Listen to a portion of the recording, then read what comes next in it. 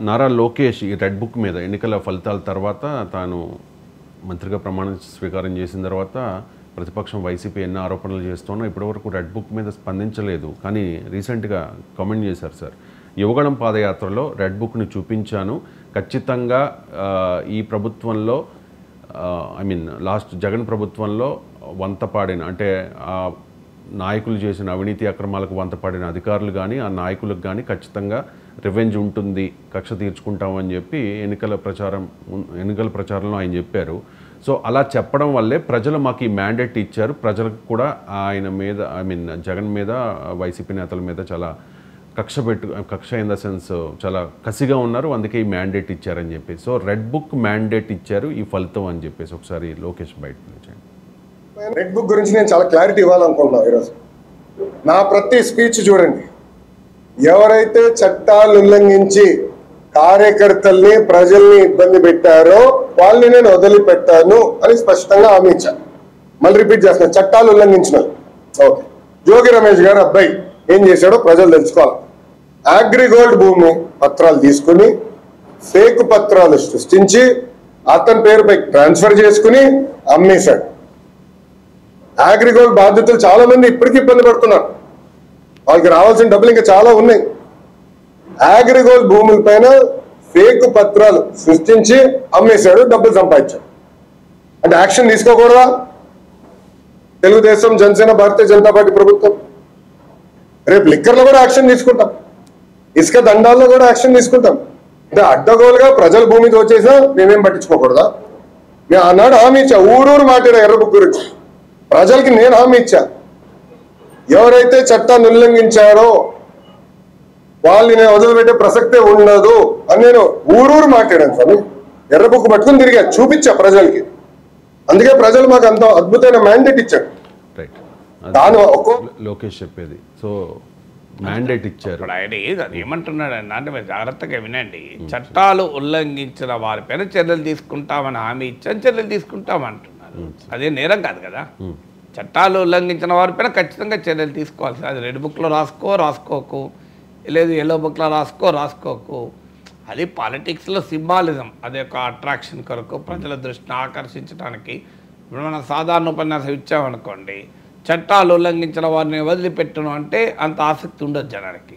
So ఇంక ఈ red బుక్లో నేను రాసుకున్నాను, చట్టాలను ఉల్లంఘించిన వారి పేర్లన్నీ రాసుకున్నాను, సో వాటిపైన నేను చర్య తీసుకున్నా అంటే మనం మీడియా అంతా చర్చిస్తోంది, జగన్మోహన్ రెడ్ బుక్ అంటున్నాడు అన్నీ అంటున్నారు. అందువల్ల అదొక పొలిటికల్ సింబాలిజం రెడ్ బుక్లో రాసుకోవడం.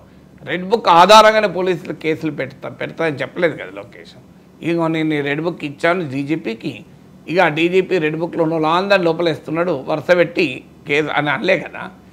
అన్నదేంటి, చట్టాలను ఉల్లంఘించి ప్రజలను కార్యకర్తలను ఇబ్బంది పెట్టి, చట్టాలు ఉల్లంఘించిన వారు 5 ఏళ్లలో అధికారంలో ఉన్నప్పుడు ఎవరైనా చట్టాలు ఉల్లంఘిస్తే వాళ్ళపైన చర్యలు తీసుకుంటామని హామీ ఇచ్చాం. వాళ్ళ పేర్లు రెడ్ బుక్లో రాసుకోవడం అనేది సెకండరీ. ఫస్ట్ చట్టాలు ఉల్లంఘించాను, రిపీట్ కూడా చేశాను మీరు గమనిస్తే, చట్టాలను ఉల్లంఘించిన వారిపైన చర్యలు తీసుకుంటామని అన్నాడు. సో చర్యలు తీసుకోమని చెప్పాలి కదా, చట్టాలు ఉల్లంఘించే చర్యలు తీసుకోవద్దని చెప్తామా? రెడ్ బుక్లో రాసుకుంటాడో రాసుకోవడం తర్వాత సంగతి. అందువల్ల రెడ్ బుక్లో రాసుకున్నందుకు చర్యలు తీసుకుంటాం అంటే తప్పు. చట్టాల్లో ఉల్లంఘించిన వారు చర్యలు తీసుకుంటాం అన్నాడు. మీరు అన్నట్లు మీరు ఇంట్రొడక్షన్లో కక్ష తీసుకుంటాం, రివెంజ్ తీసుకుంటాం అన్నాడు. ఆయన ఎక్కడా బయటలో లేదు. మేము రివెంజ్ తీసుకుంటాం, గ్యారెంటీగా కక్ష తీసుకుంటాం, రివెంజ్ తీసుకోవడానికి కక్ష తీసుకోవడానికే మాకు ప్రజలు తీర్పిచ్చారనేది అనలే లోకేష్. మరి ఆ బయటలో లేదు, నేను కామెంట్ చేయలేదు. మీరు ఇంట్రొడక్షన్లో ఎన్నికల ప్రచారంలో అయితే ఎన్నికల ప్రచారంలోనైనా రివెంజ్ కక్ష అనలే నాకు తెలిసినంత. అంతకు మించి అన్నారు సార్. రివెంజ్ కక్ష అంటే చట్టాలను ఉల్లంఘించిన వాళ్ళని వదిలిపెట్టము అన్నాడు. అది రివెంజ్కు చట్టాలు ఉల్లంఘించిన వదిలిపెట్టడానికి తేడా ఉంది. రివెంజ్ అంటున్నామో నీకు నన్ను కొడితే నిన్ను కొడతా అని, చట్టంతో సంబంధం లేదు అక్కడ. చట్టాలను ఉల్లంఘించిన వారిపైన చర్య తీసుకోవాల్సిందే కదా, రివెంజ్ ఎట్లయితుంది? ఇప్పుడు చట్టాలను ఉల్లంఘించిన వారిపైన వదిలేయాలా? పార్టీ మారితే, అధికారం మారితే దోపిడీ చేసిన వాళ్ళని వదిలేయాలా? దోపిడీ అసలు ఏ తప్పు చేయకపోయినా చర్యలు తీసుకుంటే అది రివెంజ్ అవుతుంది. రివెంజ్కు చర్యలకు తేడా ఉంది. రివెంజ్ అంటే ఎప్పుడు దేన్ని రివెంజ్ అంటారంటే, తప్పు చేసినా చేయకపోయినా నువ్వు నాకు రాజకీయంగా నీతో పొసగదు కనుక నీ పైన చర్య తీసుకుంటా అంటే అది రివెంజ్ అవుతుంది.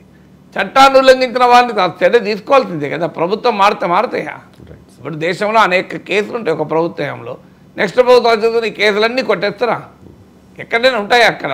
సో 10 ఏళ్ళు కాదు 20 ఏళ్ళైనా కేసులు నడుస్తూనే ఉంటాయి.